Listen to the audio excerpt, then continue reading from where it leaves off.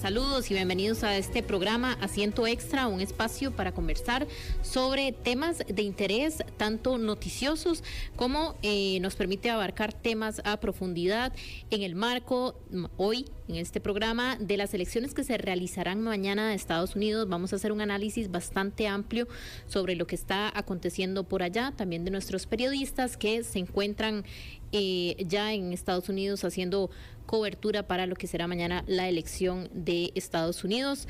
Rita Valverde, Luis Freddy Ibarra les acompañan. Buenas tardes, Luis, ¿cómo está usted? Buenas tardes, Rita, muy bien, muchas gracias aquí por tenerme participando en este programa para analizar lo que van a ser las elecciones quizás más importantes de la historia de los Estados Unidos, pero al menos las más importantes de Occidente por todo lo que conlleva elegir un nuevo mandatario en los Estados Unidos. Claro, es que no es para menos lo que representa estas elecciones y, como bien lo decía usted, una de las más importantes, podríamos decir, en la que los votantes decidirán el rumbo del país en áreas claves como economía, salud, inmigración y cambio climático.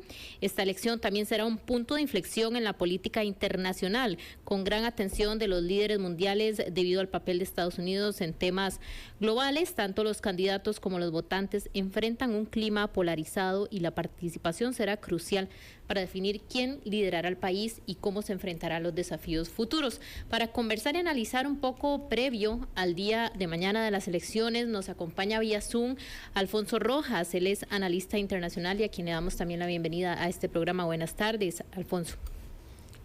Buenas tardes y un saludo a todas las personas que nos acompañan hoy. Gracias. A este punto, ¿cómo está el ambiente? ¿Cómo se vive? Que es crucial, incluso creo que ya más adelante vamos a tener un pase con uno de nuestros compañeros que está allá en Filadelfia, hablaba de una plaza pública. Estas últimas horas, ¿cómo se viven? ¿Qué es lo importante?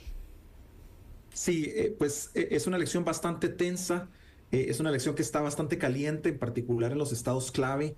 Los dos candidatos están haciendo múltiples paradas el día de hoy en Carolina del Norte, en Pensilvania, como menciona usted, en algunos de los estados clave, los candidatos a la vicepresidencia, los expresidentes. Los partidos tienen absolutamente toda la maquinaria en los estados clave porque se pronostica que quizás sea la elección más cerrada en 30, 40 años.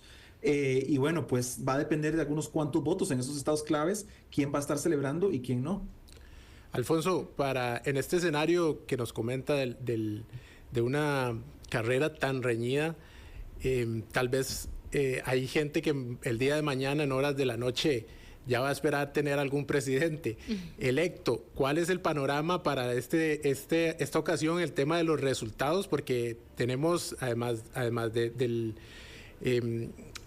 lo emparejada que está la carrera, que es muy peligroso tal vez decir un ganador en uno de estos 7 estados claves, pero también tenemos el factor del voto por correo, que grandes cantidades de personas ya están votando o ya han votado por correo y estos votos se empiezan a tramitar hasta el día de mañana. No es que el voto de alguien llegó hace una semana y pues ya ahí se empieza a contar. Entonces, ¿cuál va a ser el panorama tal vez que tengamos mañana para las horas de la noche?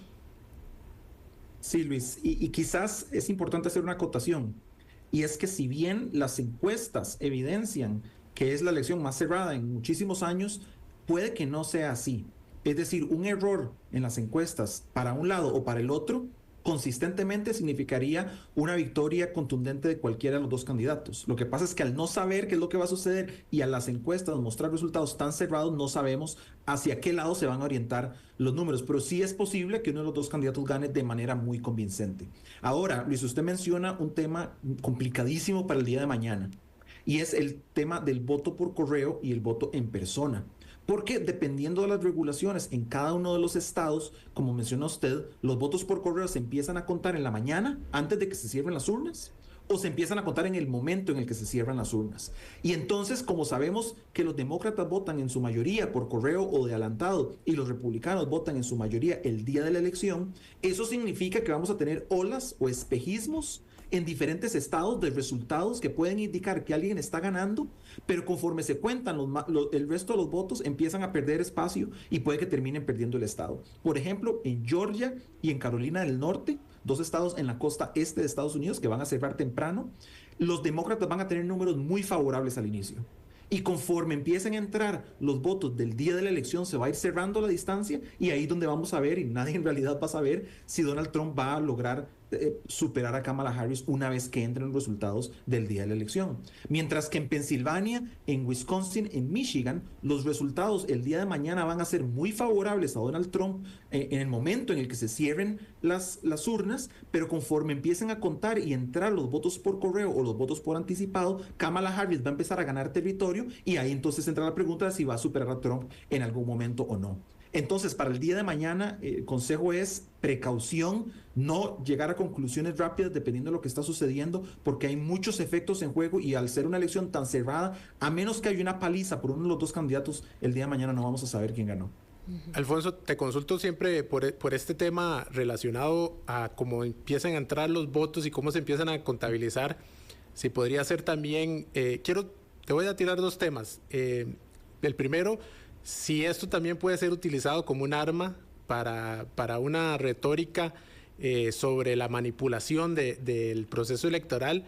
Y la segunda es también con esto los votos por correo, que hemos visto que grandes cantidades de mujeres están votando de esta manera, si el tema de los derechos de la mujer en términos de la reproducción podría ser tal vez el tema que se vuelva más importante en esta elección, tal vez mucho más que la economía. Ok, sí, respecto a la primera pregunta sobre los votos por correo, pues como mencionaba, no sabemos exactamente cuál es la distribución de los votos por correo. Sabemos, como menciona usted, que muchas mujeres están votando por correo y que Kamala Harris tiene una ventaja muy importante al respecto, pero al mismo tiempo Donald Trump y los republicanos han hecho una campaña muy fuerte para pedirle a los republicanos que salgan a votar por anticipado. Entonces puede que los números al inicio, en particular los de las mujeres, como menciona usted, beneficien a los demócratas, pero no tanto como para soportar una vez que entren los votos del día de la elección. Pero si los republicanos ya votaron por anticipado, eso, por decirlo así, canibaliza los votos del día de la elección de los republicanos. Entonces puede que los votos de los republicanos que entren después no sean tan fuertes. Eso va a depender mucho también, como menciona usted, el tema del aborto y en cuáles estados está en la papeleta.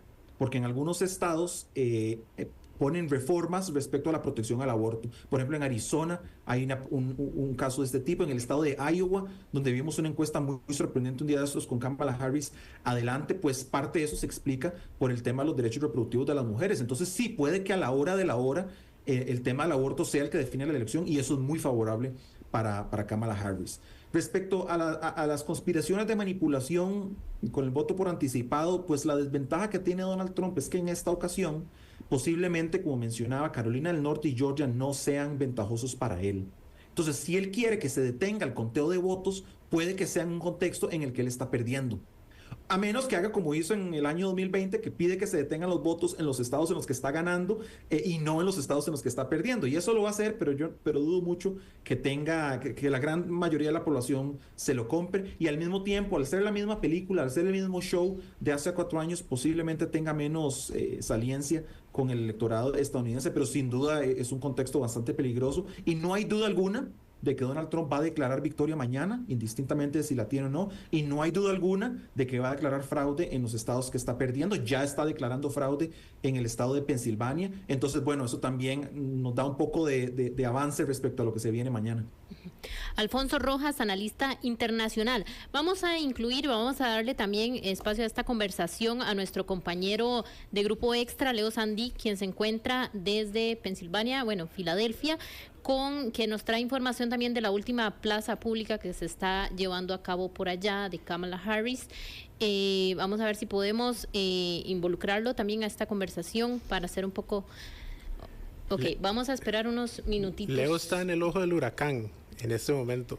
Es el estado quizás más deseado en este momento y tal vez don Alfonso, si está aquí con nosotros todavía nos puede explicar por qué es tal vez este estado el que se están luchando más. Todos los 7 estados pues terminan siendo importantes, pero además es el que más votos electorales otorga de los 7 estados bisagra que llamamos normalmente, que para aquellas personas que tal vez no están familiarizados con el tema, el tema de denominar un estado péndulo o bisagra, pues quiere decir que en cada ciclo electoral puede votar de una manera distinta, sea demócrata o republicana, en cada 4 años puede cambiar esto, a diferencia de otros estados que pues llevan prácticamente, algunos hasta muchos, desde 1992 votando hacia el mismo partido.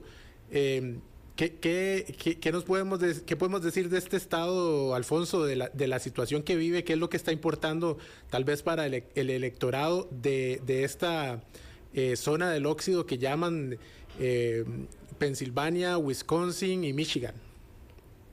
Sí, Luis, lo importante de Pensilvania es que históricamente fue un estado muy favorable para el Partido Demócrata, pero en el año 2016 Donald Trump logra un cambio importante, gana votos de lo que se le llama las clases obreras, como menciona usted, de la zona desindustrializada del Midwest de Estados Unidos, que incluye los 3 estados que mencionaba. Sí, y entonces, al Pensilvania ser el estado más grande de esos 3, se convierte básicamente en el estado que define la elección.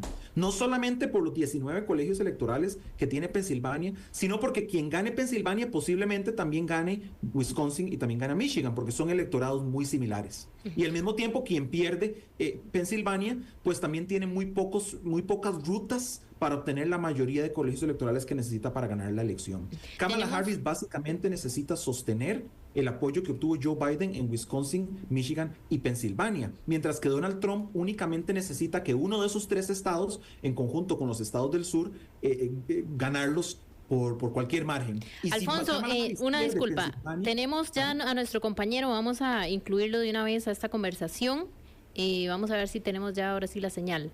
Leo, ¿nos escucha? Se quedó sin audio, Leo. Bueno, vamos a dar todavía unos minutitos, tenemos detalles técnicos todavía que hay.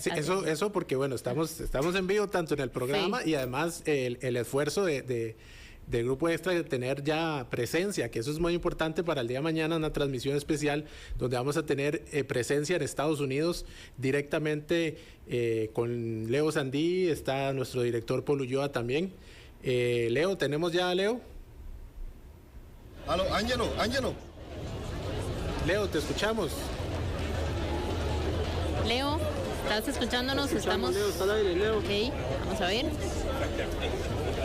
si lo podemos ya contactar. Él está desde Filadelfia, Pensilvania. Retorno, Leo. Y estamos tratando de hacer la conexión. Está ahí con unos temillas. Sí se escucha el ambiente, ¿verdad? Sí, en efecto sí, movido.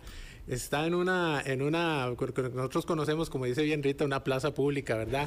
Sí, bueno, ya ahora sí nos informan. ¿Ahora sí? Don Leonardo Sandí.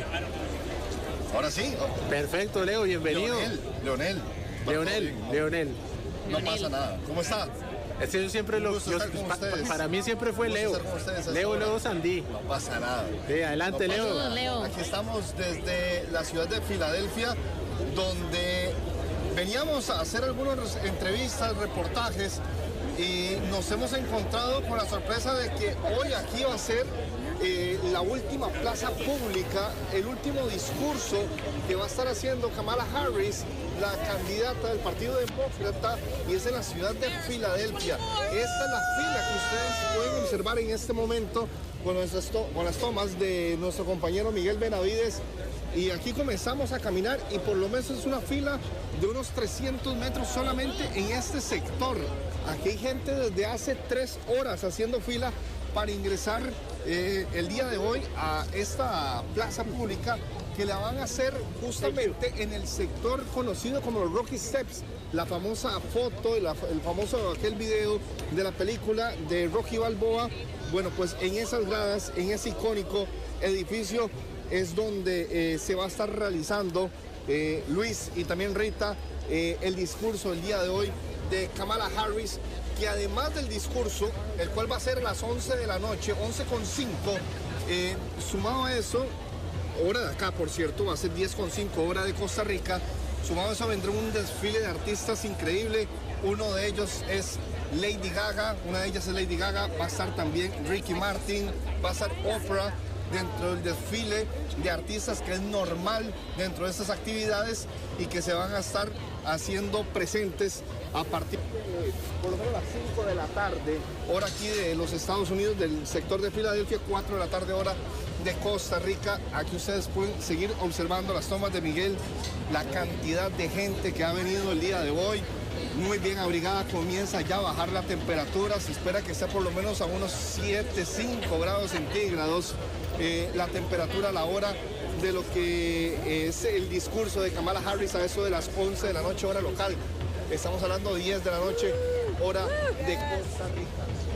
Poquito latino hemos visto, poco latino, poco, por lo menos del sector de Latinoamérica, valga la redundancia, que se ha hecho presente a esta hora. Aquí hay 3 carriles para que la gente pueda ingresar y se está teniendo mucha gente. Sí, hablo español. ¿Hablas español? Bueno, ven para acá. ¿Cómo estás? Bien, gracias. ¿De dónde eres? De Reading, Pensilvania. Pensilvania, pero latina de sangre. Puerto Rico. Puerto Rico. Bueno, le tengo una pregunta a usted para Costa Rica.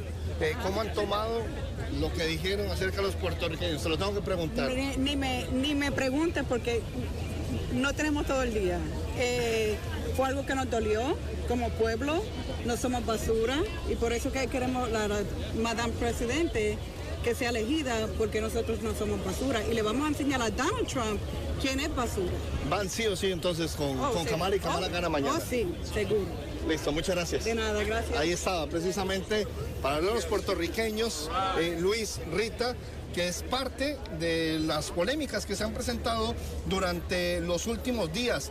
Inclusive ayer, hablando con unos costarricenses, lo hablábamos desde buena mañana en el programa con Henry, con Angelo y también con Angie, acerca de lo que nos han dicho algunos costarricenses, también mexicanos especialmente, donde nos indicaban que algunos tienen la mentalidad de que el peor enemigo de un inmigrante es otro inmigrante, lo cual me parece sumamente increíble. Miguel, si podemos ver hacia allá es donde se va a estar presentando con los conciertos, los discursos, y el discurso de Kamala Harris es exactamente en el arranque, en el inicio de ese edificio que es tan icónico aquí en el sector de Pensilvania, donde en su momento aquí, en este sector, en esta ciudad de Filadelfia, fue cuando se firmó el acta de independencia hace ya muchísimos años de esta República de los Estados Unidos. Rita y también Luis, si tienen alguna consulta. Claro. Ahora nuestros compañeros, tanto Paul como Aarón, nos decía que en el lugar, bueno, ellos están en Washington, pero que había mucha seguridad y bueno, en el ambiente en sí de la gente respecto como a cuestiones de política o de propaganda, un poco calmado. ¿Cómo siente usted el ambiente en general? Más allá, bueno, aquí en particular porque va a estar la plaza pública de Kamala, pero en otros sitios, ¿qué han visto y cómo han sentido ese ambiente? Sí, en otros sitios ha sido más frío. Quizás el lugar donde Kamala ha tenido más apoyo ha sido en el sector de Boston, Massachusetts, donde el viernes anterior anduvimos. New Jersey me parece increíble, pero está bastante dividido. Y aquí precisamente cuando entramos, ahora que veníamos en ese viaje de prácticamente 2 horas que nos ha tomado para llegar hasta Filadelfia desde New Jersey, hay mucha propaganda por Donald Trump, pero hoy aquí es como un día sumamente importante. Obviamente hoy toda la maquila de Kamala Harris se hace presente, traen todo lo que puedan de artistas para atraer más gente, atraer más simpatizantes, para que mañana a las 6 de la mañana comiencen las votaciones aquí precisamente en el sector de Filadelfia y en toda la costa este, que es donde estarán empezando 6 de la mañana, hora local, 5 de la mañana, hora de Costa Rica.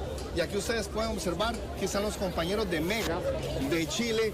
Eso está lleno de periodistas. Estamos con periodistas de todo el mundo y somos orgullosamente Grupo Extra, Diario Extra, Extra TV y también Radio Extra, los únicos costarricenses que en este momento se encuentran en la última plaza pública, el último discurso que va a dar Kamala Harris está presente Grupo Extra.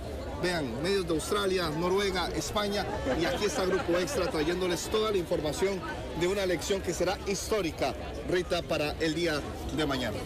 Claro que sí. Bueno, no, es que un amplio reporte de lo que está sucediendo por acá. Vamos a ver si también un poquito más adelante, ya casi al finalizar el programa, podemos volver a contactar. No sé, mi compañero Luis Fer, si tiene alguna consulta también. No, esperaría sí, tal vez más adelante podemos volver a tener a Leo Sandí directamente desde Estados Unidos, en Filadelfia, con algún otro pase o más información tal vez. Quería, Leo, nos vemos más tarde. Claro que sí, aquí nos vamos a quedar porque esto va para largo, va muchísima gente y eso debería llenarse todavía más. Las puertas las van a abrir hasta dentro de 1 hora aproximadamente, pero aquí debería venir más gente, especialmente por la cantidad de artistas que van a hacerse presentes, que también llaman bastante la atención. Perfecto, Leo, muchas gracias, ahí codiándose con medios internacionales. Yo quería hacer una consulta directamente a don Alfonso Rojas, nuestro analista y politólogo que está con nosotros analizando este tema de las elecciones de Estados Unidos. Casualmente, Leo encontró a una puertorriqueña y le hizo la consulta que pues es la obvia con el tema de las declaraciones del comediante Tony Hinchcliffe de expresarse de Puerto Rico como una isla de basura en medio del océano, ¿verdad? Yo quería consultarle, Alfonso, si este tema, porque particularmente en Pensilvania hay una comunidad muy grande de puertorriqueños y a nivel nacional de Estados Unidos, pues también por las facilidades tal vez que tengan los puertorriqueños, pero quería consultarle a don Alfonso si este es lo que llaman el October Surprise o la sorpresa de octubre, y si puede ser eso. Sí, Luis, el discurso o el evento de Donald Trump en Madison Square Garden en Nueva York tal vez no sea la sorpresa de octubre, pero quizás puede convertirse en el autogol más importante en la historia electoral de Estados Unidos. Es interesante que Leo se encontrara exactamente una persona de Puerto Rico, porque ese parece ser el electorado que puede dar la ventaja al último momento a Kamala Harris. Hace algunas semanas, cuando veíamos los números, casi que todos levantábamos la preocupación del bajo apoyo de los latinos a Kamala Harris. Kamala Harris tiene una mayoría y va a ganar el voto latino, pero la pregunta es ¿por cuánto? Kamala Harris en las últimas encuestas tenía un 56% de los votantes hispanos, pero Joe Biden obtuvo 62% de los votantes hispanos. Eso era hace 3 semanas o 4 semanas. El día de hoy, uno de mis colegas aquí en la universidad, Sergio Ríos, lanzó una encuesta que hizo para Univisión de votantes latinos en Estados Unidos y encuentra que el 64% de los votantes latinos ahora apoyan a Kamala Harris. Una variación en las últimas 2 semanas de 8 puntos porcentuales, una ventaja sobre Donald Trump de 34 puntos porcentuales, que está muy por encima de los 19 puntos porcentuales que obtuvo Joe Biden en el año 2020. En un estado como Pensilvania, que hablábamos, es el gran premio de esta elección, donde en pueblos como Allegheny o en el Lehigh Valley o condados como Lackawanna, donde son básicamente el Nueva Jersey de Puerto Rico, donde viven todos los puertorriqueños en el estado de Pensilvania, pues eso le puede dar la victoria a Kamala Harris por 20-30 mil votos y definir una elección presidencial por un chiste racista de un comediante en uno de los eventos de Donald Trump. Entonces sí, sería un desarrollo increíble, pero que sí hay evidencia ya de que está cambiando las perspectivas del voto hispano. Esto, para ilustrar un poco, sucedió en el 2016, cuando Donald Trump arrebata el muro azul de los demócratas, estos 3 estados de los que hemos estado hablando, Pensilvania, Michigan, Wisconsin. La candidata del Partido Verde, Jill Stein, se robó unos cuantos votos que le terminaron costando tal vez, pues no sabemos qué hubiese sucedido, pero la diferencia con la que Trump le gana a Hillary Clinton, pues Jill Stein sacó más votos de los que están en esa diferencia, y todavía ella ni siquiera fue la tercera candidata en los resultados de estos estados. Esto es más o menos lo que estamos tratando de ilustrar en este punto con el estado de Pensilvania, y con los puertorriqueños. Ahora, quería hacerte la consulta sobre algunas otras minorías demográficamente de Estados Unidos que pueden jugar tal vez un papel muy importante, el caso de los afroestadounidenses, y todos los estados reaccionan diferente. Por ejemplo, el estado de Texas, donde estás, pues ya según entiendo, ya los blancos no son mayoría, y no sé si esto en algún momento, no creo que suceda en este proceso electoral, pero podría llegar también a cambiar el color del estado, lo que llamamos como el color rojo que tiene el republicano, hacia futuro, tal vez. ¿Cómo están jugando estas minorías que se convierten en mayorías y que al pasar de tantos años pues varían este tipo de procesos electorales? Sí, Luis, le comento 3 minorías o grupos que podrían ser determinantes en esta elección. Como menciona usted, los votantes afroamericanos, afrodescendientes en Estados Unidos, que son una proporción importante, que han votado históricamente por el Partido Demócrata y que, bueno, van a votar también por el Partido Demócrata en esta elección, pero similar a como sucede con el voto hispano, la pregunta es ¿por cuánto? Si Kamala Harris obtiene una ventaja de 85 puntos sobre Donald Trump, el votante afrodescendiente, pues no va a tener ningún problema y va a ganar la elección con el apoyo de ese grupo. Pero si pierde, si por ejemplo obtiene un 70% de los votantes afrodescendientes, pues tiene la elección básicamente perdida. Entonces ese es el primer grupo al que hay que ponerle atención. Para quienes nos escuchan, mi recomendación sería que pongan atención a los votos en el sur de Georgia, en comunidades y condados que son históricamente afrodescendientes, que no necesariamente están en las ciudades, y que si Kamala Harris encuentra un deterioro en esos condados, eso puede ser una señal de alarma para Kamala Harris. El segundo grupo es los votantes árabes en Michigan. El estado de Michigan es el estado donde más población árabe vive en Estados Unidos. La ciudad de Dearborn, Michigan, que está cerca de Detroit, la ciudad más importante de Michigan, es donde está la gran mayoría de los votantes árabes palestinos en Estados Unidos, que por supuesto están muy enojados con lo que ha sucedido con la guerra en el Medio Oriente. Entonces, si esos votantes hacen la diferencia también en un estado como Michigan, pues eso también podría darle la elección a Donald Trump. Y como menciona usted, en el caso de Texas, hay muchos votantes hispanos, pero son votantes hispanos muy diferentes de los votantes hispanos de Pensilvania, de Nueva York o los votantes hispanos de Florida. Los votantes hispanos en Texas y también en Arizona y en Nevada parecen ser los que están dando más apoyo a Donald Trump. Son votantes que están descontentos con la economía, son votantes que están descontentos con la inflación, y que una variación hacia Donald Trump fuerte de ese electorado no solamente revierte las tendencias que usted menciona en Texas, que cada vez se hace más azul, pero si los votantes hispanos se van para Donald Trump, entonces vuelve a hacerse un estado considerablemente republicano o rojo. Esa es la otra gran pregunta: ¿qué va a suceder con ese voto hispano? ¿Efectivamente se orientan hacia Donald Trump o vuelven a casa con los votantes demócratas? Alfonso Rojas, analista internacional, estamos conversando sobre las elecciones de Estados Unidos a un día antes. Tenemos todavía muchos más puntos que analizar y tenemos también una segunda parte con nuestro compañero Leo Sandí, quien se encuentra en Filadelfia en el marco de la plaza pública que va a realizar Kamala Harris el día antes de las elecciones. Vamos a un corte y ya casi regresamos.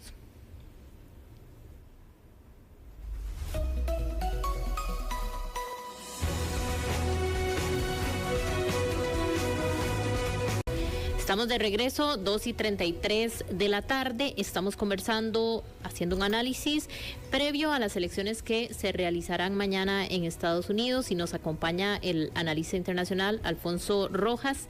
En esta primera parte, bueno, Luis Frer, ustedes antes de ir al corte abordaban un poco el tema de todo lo que significa los estados clave, ¿verdad? Que son 7 en particular. Y bueno, en el marco de también unas declaraciones, que eso ha sido otra cosa en esta campaña electoral, ha sido una campaña bastante polarizada y con muchos insultos de por medio. Las redes sociales evidentemente han jugado un papel importante, pero hemos visto acontecimientos muy específicos que en este caso, como en el de Puerto Rico, cuando se refiere este comediante de forma despectiva, impactan bastante en esta decisión, que justamente era lo que conversábamos antes de ir al corte comercial. A mí me gustaría consultar, don Alfonso, un poco por las cosas o todos los temas internacionales que están en juego también, porque es cierto que hay en el mundo ahorita pasando bueno, conflictos, tanto como el de Medio Oriente, como en otras regiones, también la parte europea, todo lo que significa la OTAN, y las distintas posiciones que asumirían los dos candidatos. Entonces, en este sentido, ¿cómo lo podemos ver? Tal vez los temas que ahorita pesarían más en estas decisiones a nivel internacional. Sí, lo importante a mencionar es que si bien Estados Unidos, al ser la superpotencia global, tiene un efecto desproporcionado sobre los temas internacionales, la guerra en Ucrania, el conflicto en el Medio Oriente, los conflictos migratorios en Europa, incluso en la frontera con Estados Unidos o incluso en Latinoamérica, en casos como la elección que Maduro se robó en Venezuela hace algunos meses. Entonces, sin duda alguna, quien gane la presidencia de Estados Unidos va a determinar el futuro de muchos de estos eventos en el contexto internacional. Sin embargo, los votantes estadounidenses no parece importarles mucho ninguno de estos temas. El votante estadounidense, y le cuento por ejemplo aquí en el estado de Texas, pues está más preocupado por el precio de la gasolina, está más preocupado por tener trabajo, está más preocupado por poder pagar la hipoteca de la casa a final de mes o poder pagar el recibo de la luz y el teléfono, y no necesariamente está pensando en lo que sucede en la triangulación entre Corea del Norte, Ucrania y Rusia, o lo que está sucediendo en Líbano o en Irán, o los enfrentamientos entre Israel y esos países. Entonces, ahí hay una desconexión del poder que tiene el votante estadounidense y los efectos a nivel global que pueden significar esto. El secretario de Relaciones Exteriores de Francia lo dijo de manera muy coherente y básicamente dijo que la seguridad de Europa no puede depender de algunos cuantos votantes en Wisconsin.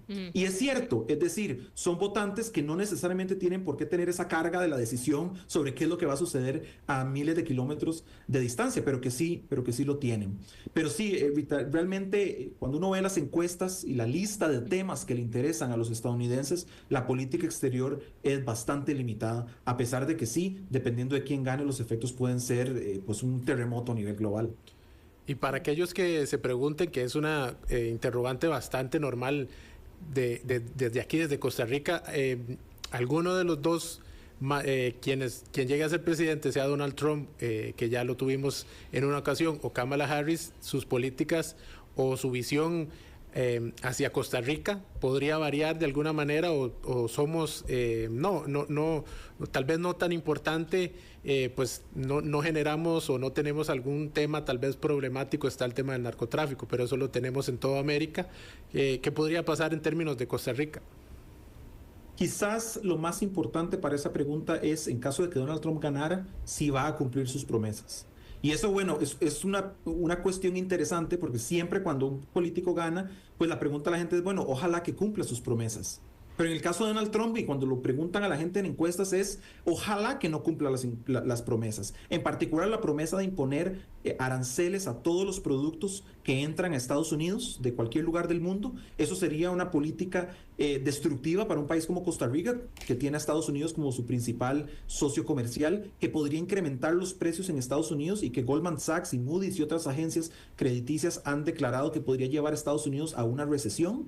Entonces, no solamente afectaría las exportaciones de Costa Rica a Estados Unidos, sino que también afectaría el turismo, porque si en Estados Unidos hay una crisis económica, por supuesto que no van a ir a pasear a Manuel Antonio o a Guanacaste. Entonces, desde ese punto de vista, si Donald Trump cumple sus promesas, pues eso puede ser un daño importante para Costa Rica. Mientras que en el caso de Kamala Harris, pues se esperaría una continuidad de algunas de las políticas de Joe Biden, lo cual puede ser un arma de doble filo.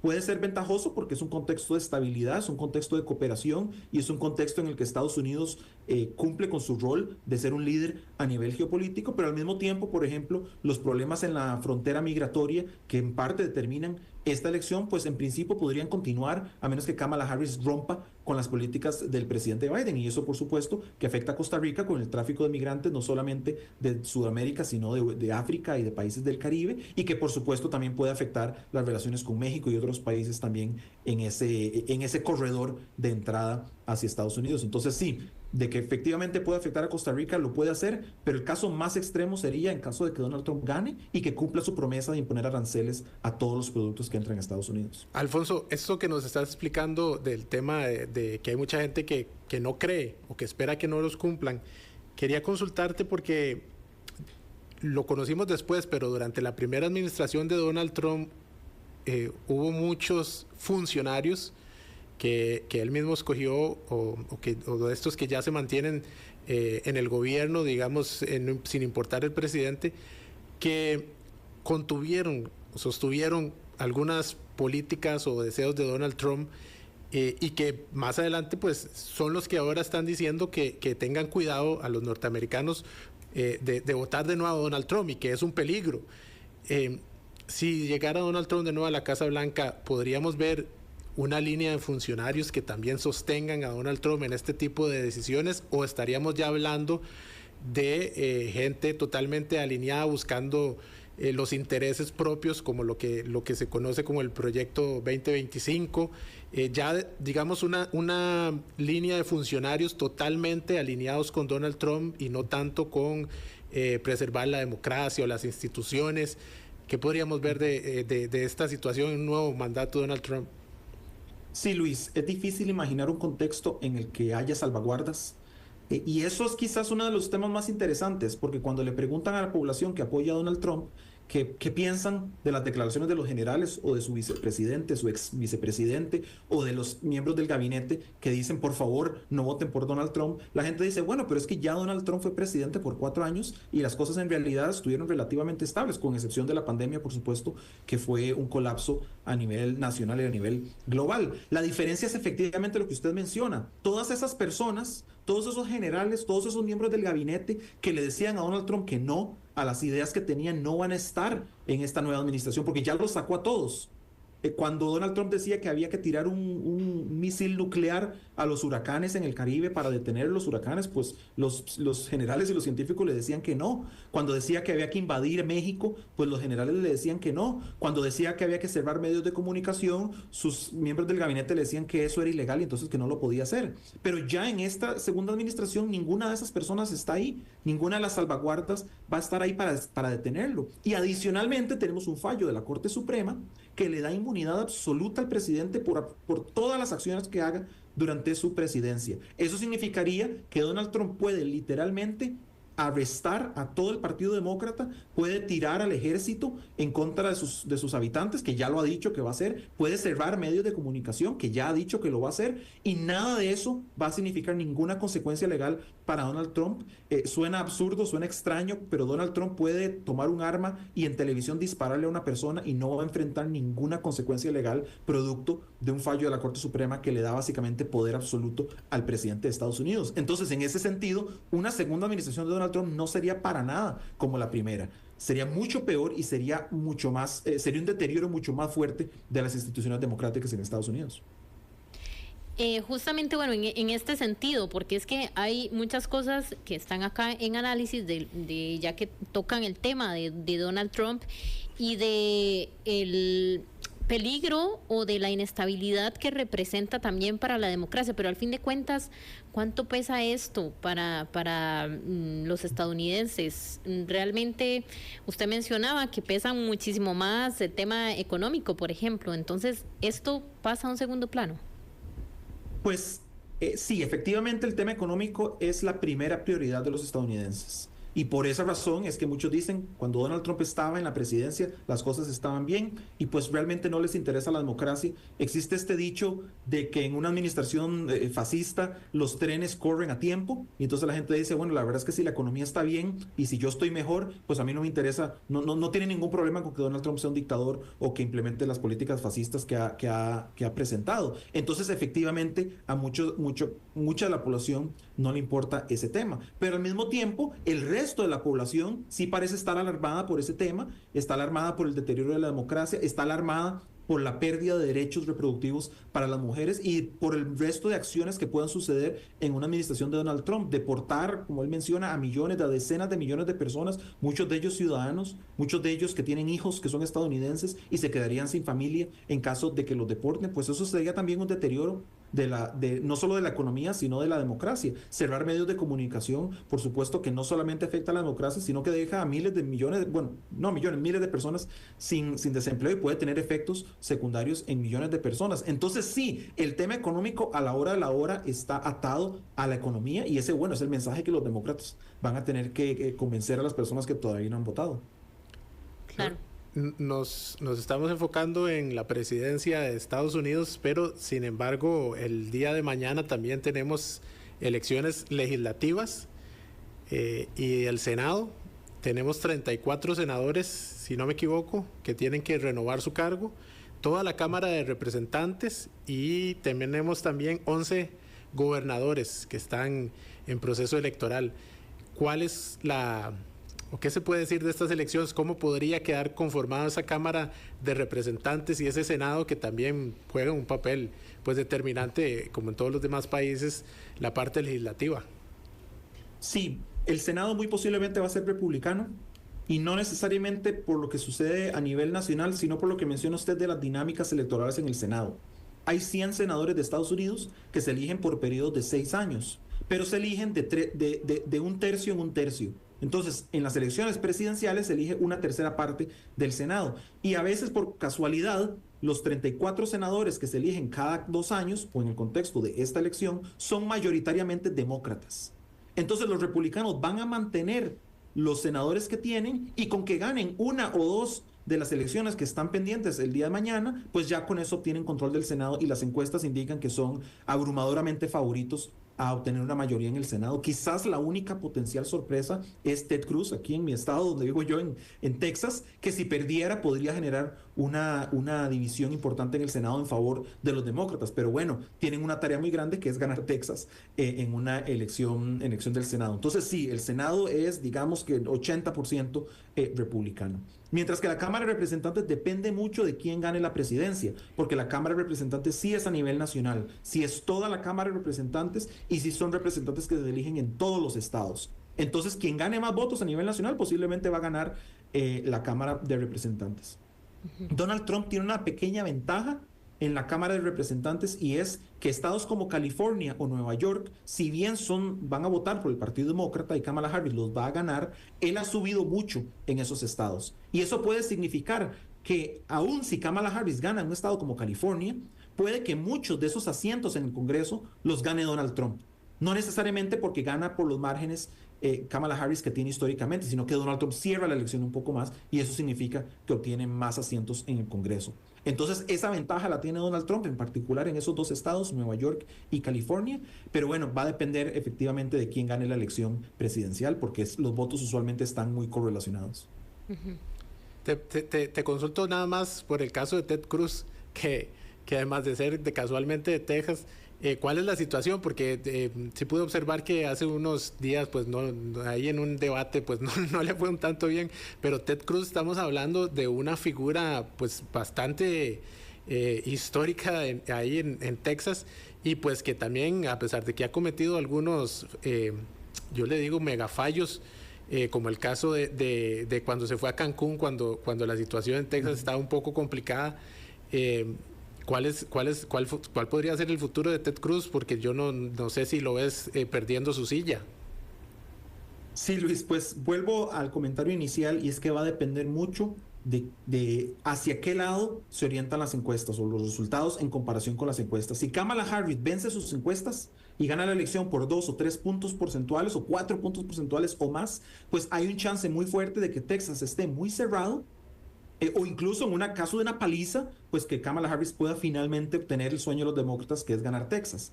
Pero aún así, si no ganara Kamala Harris, parece que Ted Cruz es más débil dentro de Texas que Donald Trump. Entonces puede que Donald Trump gane Texas, digamos que por 3 puntos, pero Ted Cruz ha estado en promedio 4 o 5 puntos por detrás de Donald Trump.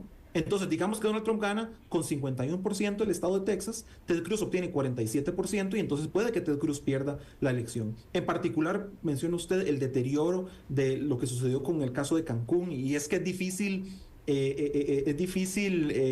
expresar la ira que sienten los tejanos respecto a lo que sucedió cuando un huracán destruye la ciudad de Houston. El estado entero está inundado, y la foto que sale es Ted Cruz caminando en el aeropuerto a agarrar un avión para irse de vacaciones a Cancún. Esa es una imagen que la mayoría de tejanos no se van a olvidar. nunca, y eso significa entonces que Ted Cruz es más débil a nivel estatal de lo que Donald Trump es. Entonces, bueno, las encuestas dicen que Ted Cruz está 1 o 2 puntos arriba de Colin Albright, que es el candidato demócrata, y de nuevo, si las encuestas fallan 1 o 2 puntos a favor de Kamala Harris, entonces eso puede significar que Ted Cruz pierda la elección. Pero bueno, de que tiene las de ganar, porque Texas es un estado muy republicano, un estado muy conservador, donde indistintamente los escándalos, donde indistintamente de Cancún, pues la gente igual va a votar por el senador republicano. Si no estoy mal, desde 1980 que Texas es republicano. Y entonces, por esto esta explicación que nos da Alfonso y la consulta sobre si algún momento veremos a Texas pintarse de azul. Así es. Bueno, a mí me gustaría, y ya casi para ir cerrando, porque vamos a ver si podemos conectar para finalizar también con nuestro compañero Leo. Aquí, bueno, poniendo un poco en perspectiva lo que viene mañana y lo que vendría para el futuro, tenemos Donald Trump, un expresidente, y por otro lado tenemos a Kamala Harris, y que si ella quedase, bueno, evidentemente sería la primera mujer presidenta de Estados Unidos. ¿Qué impacto podría tener esto? Pues sí, es una candidatura histórica, la de Kamala Harris. No solamente por, como mencionó usted, lo que ella representa, ser la primera mujer presidenta, sino que el contexto en el que sucede. Hace algunos pocos años, pues la mitad de Estados Unidos, todas las mujeres de este país perdieron sus derechos reproductivos, y bueno, una reacción a eso en contra de Donald Trump, la figura que causó esa pérdida de esos derechos, pues sería efectivamente un golpe en la mesa histórico de un grupo importante de la población que vota en mayoría, votan más que los hombres, votan más consistentemente que los hombres, pues entonces significaría que no es un electorado con el que se puede jugar, y que efectivamente las mujeres no van a quedarse sentadas mientras les quitan sus derechos. Y bueno, eso es lo que estamos viendo en muchos de los estados y en el surgimiento a última hora que ha tenido Kamala Harris. Hace una semana o dos, pues la elección estaba muy favorable para Donald Trump. El mes de octubre fue devastador para la campaña de Kamala Harris, pero en los últimos días hemos visto un surgimiento, un momentum bastante fuerte de la candidatura de Kamala Harris, y bueno, en particular por ese apoyo masivo de las mujeres que están votando por anticipado, y que en realidad se convierten en la base más importante en este momento del Partido Demócrata. Alfonso, una última consulta tal vez, no sé si ya tenemos por ahí a Leo, todavía no. Ok, entonces quería consultarte, de perder Donald Trump, ¿cuál es el futuro del Partido Republicano? Porque si no me equivoco sería la cuarta elección que pierde, a pesar de que ganó la presidencia, me corriges cualquier fallo, pero ¿cuál sería... ¿qué va a hacer del Partido Republicano? Un partido que está, no sé si decirlo, fue totalmente, no sé si secuestrado o apoderado totalmente de Donald Trump, pero y las figuras del Partido Republicano pues prácticamente que se pasaron a pedir apoyo a los demócratas, no van a dejar de ser republicanos, pero en este caso no están alineados con Donald Trump. Pero ¿cuál sería el papel o el futuro de ese partido, de si ya va a tener que dar un paso adelante, o como dice Kamala, no volver hacia atrás, y si Donald Trump va a dejar que esto suceda? Sí, en el escenario de que Donald Trump perdiera, pues es posible ver que el Partido Republicano ya no le va a seguir aguantando. No solamente por, como menciona usted, que Donald Trump ha sido una fórmula perdedora para el Partido Republicano.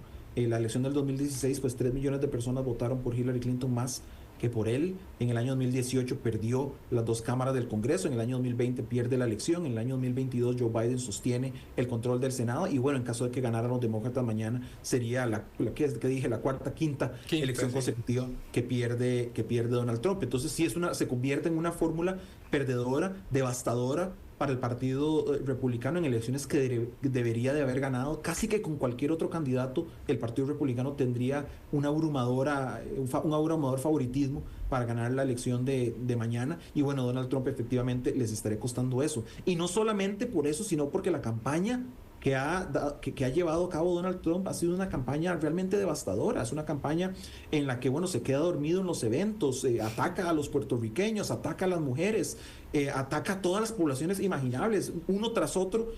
Todos los errores que se pueden cometer en una campaña los ha cometido Donald Trump, y entonces estoy seguro que los republicanos van a estar enojados por eso, aún o más aún si la elección es bastante cerrada, si la elección se define por unos cuantos votantes. En Pensilvania, pues los comentarios del comediante en el rally en Madison Square Garden puede que le haya costado la elección al Partido Republicano, y eso yo no creo que los republicanos se lo vayan a perdonar. Adicionalmente, en caso de que Donald Trump perdiera, hay que recordar que una semana después de la elección tiene su sentencia en Nueva York, donde lo pueden condenar a prisión, todavía tiene que enfrentar casos federales en D.C., todavía tiene que enfrentar casos estatales en Florida y en Georgia, y posiblemente eso significaría el final de Donald Trump como figura política. El Partido Republicano va a tener que básicamente empezar de cero y reformar su coalición con las fortalezas que tenía Donald Trump, pero sin tratar de antagonizar a tantos grupos electorales que serían los que le costarían la elección en caso de que perdiera mañana, que bueno, todavía no es seguro, todavía no es garantizado, la elección está 50-50, y a pesar de que Kamala Harris tiene el momentum en este momento, pues todavía todo puede pasar. Alfonso, se nos agotó el tiempo. Le agradecemos mucho haber estado con nosotros en este espacio analizando lo que viene mañana, lo que viene también para los próximos días y las próximas semanas. Va a ser un tema que va a estar, pues por supuesto, aquí en Análisis con nosotros. Muchas gracias por estar con nosotros conectado desde allá, desde Texas. Muchas gracias a ustedes. Un saludo. Saludos. Y bueno, tenemos ya unos breves minutos con nuestro compañero Leo Sandí. ¿Qué tal, Rita? ¿Cómo está? Buenas tardes otra vez nuevamente. Gracias por estar con nosotros aquí en Extra Radio. Y sí, aquí de hecho el movimiento continúa desde Filadelfia. Ya cada vez se acerca más la hora de que abran las puertas.